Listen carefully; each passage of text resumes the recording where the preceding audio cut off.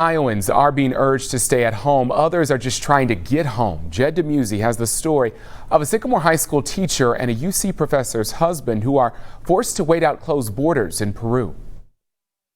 Originally, we were supposed to go to China, but when everything started happening in China, we canceled. With the initial spring break trip scrapped, Johana Gordon and her family from Montgomery improvised and went to Peru. When we came down, I think they had maybe 2 cases of coronavirus. We were there for about a day and a half, and on that next morning, we were woken up about 5:30 and told that the president had decided to close all the borders, and we needed to get out of the country in less than 24 hours. The lockdown has been in place since March 15th, with as many as 5,000 Americans stranded in the South American country. And it has gotten more stringent as they've gone along. So that was one of the things that Peru was very swift about. Less than a week after they had their first confirmed case in Lima, the capital, the entire country was in lockdown. Dr. Kayla Johnson, a visiting assistant professor at UC, is waiting for her husband, Dr. Joe Levitan, a professor at McGill University in Montreal, to return as well.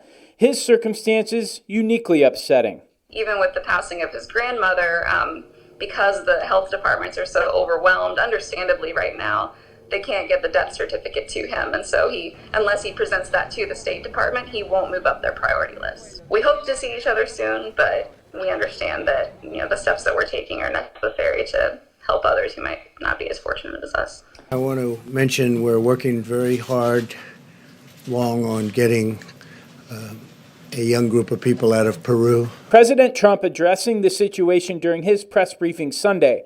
But outside of some initial correspondence, the Gordon family has not heard from their Ohio representatives. It's just frustrating right now not having information. We just have other Americans in our hotel who are receiving daily updates. It's beautiful here, but having that home comfort, and more for my children. They are almost getting desperate to be home. Jed DeMusi, Local 12.